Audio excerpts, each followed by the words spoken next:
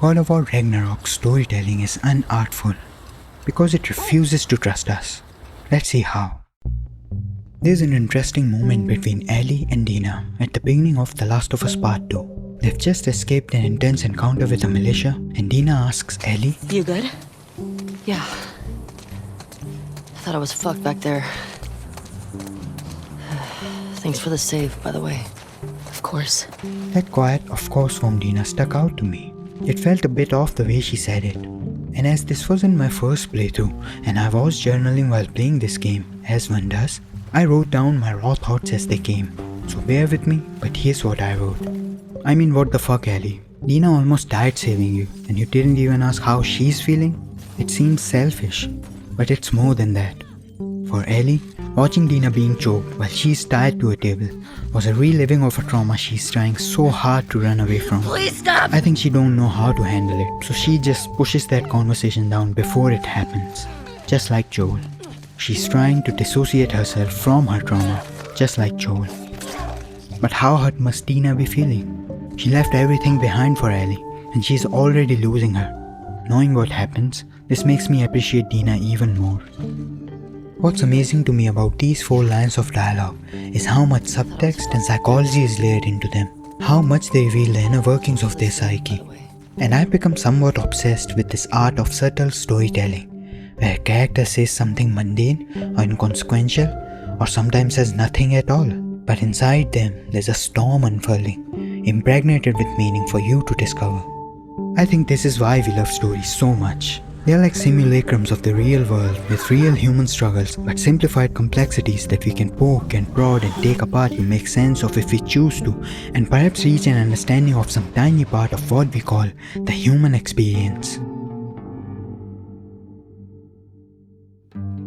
By the way, I said simplified complexities because in reality, we are much more complex than portrayed on a 2-dimensional screen. We are liars, we are truth seekers, we are narcissists and altruists. But you see what I'm doing? I'm needlessly explaining something that you might have picked up on your own. Even this is unnecessary, but I had to make a point. Andrew Stanton of Pixar fame explains this idea beautifully in his TED Talk, The Clues to a Great Story, from 2012. Storytelling without dialogue, it's the purest form of cinematic storytelling. It's the most inclusive approach you can take. It confirms something I really had a hunch on, is that the audience actually wants to work for their meal. They just don't want to know that they're doing that.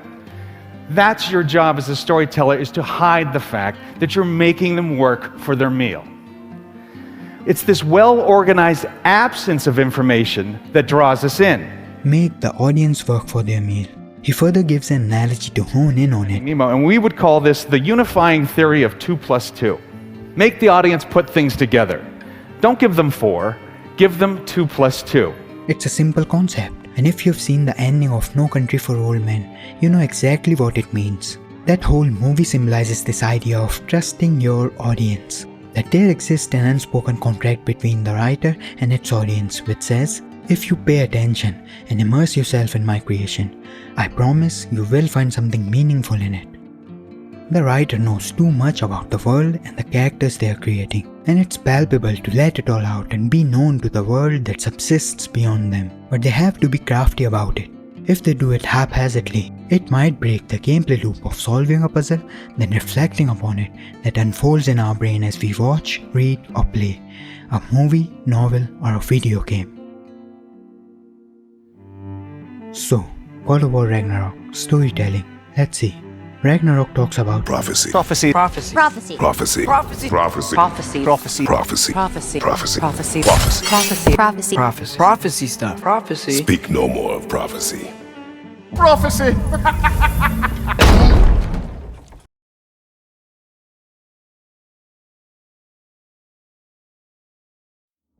But mainly it talks about not being slaves to one's past and moving past it, pun intended. You see, Kratos was a god's version of a misanthrope and a cutthroat killer, but now he's a vulnerable person with friends at his side and a boy.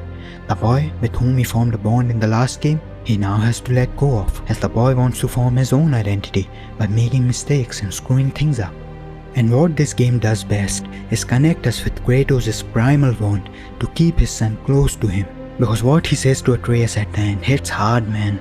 It's powerful to see a man so imposing say that to his son, but why on earth does every single living being in this game try to solve each other's problems? Why? If you can't be yourself, you also might not feel like you can. Quiet, boy! Why does the boy after just meeting this girl talks about, "Ooh, I will talk to your mother about your future prospects of being a Valkyrie"?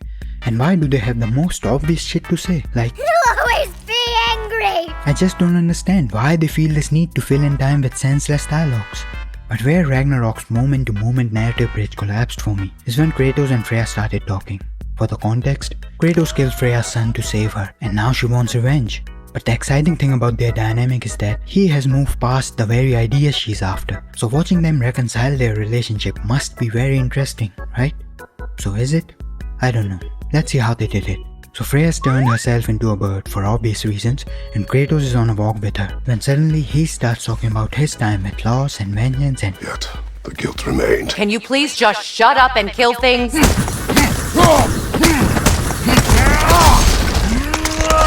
Perhaps you will kill me, Freya, but it will bring you no peace. Can you please just shut up and kill things? Ragnarok will not bring back what you have lost, any more than killing me. I am reaching my limit for enlightened platitudes from you today. Can you please just shut up?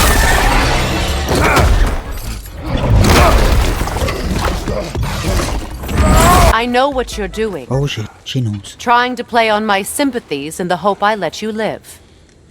Well, la di fucking da. So, I ask you again, was him repeating the same thing interesting to watch or observe?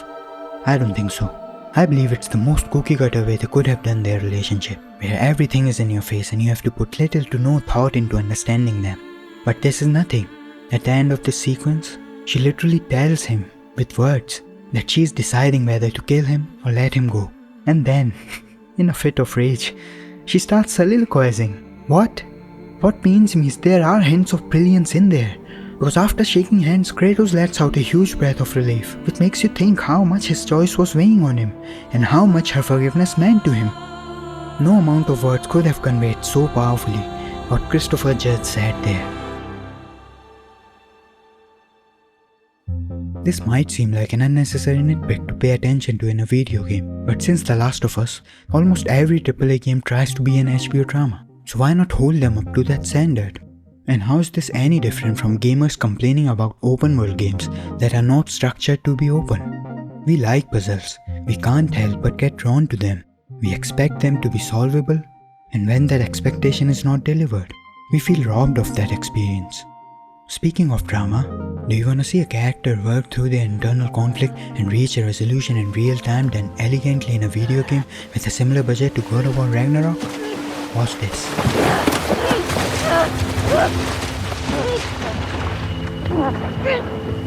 This is how you show the process of someone going from dissolution to solution. Not by describing it, but by showing it.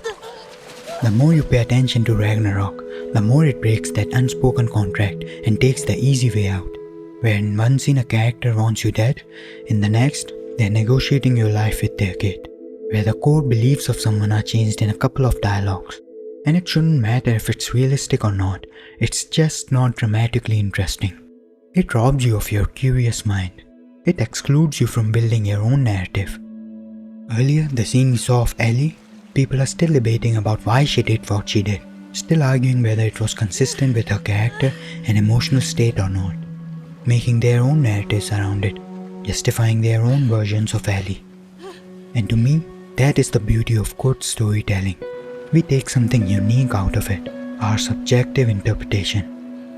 If Ellie had verbalized her thoughts in those moments, all this beauty would have been lost. All the stories made, debates and revelations had, will have, wouldn't exist if the writers had not trusted us.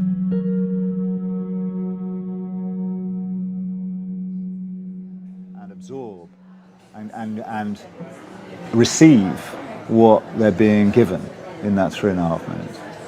You will fulfill it, the viewer will fulfill it. The film needs the viewer to be completed in the way that perhaps I'm going to stand in front of a Philip Guston painting and I need to complete that picture. The intention in that picture is latent, it's pregnant, it's in there.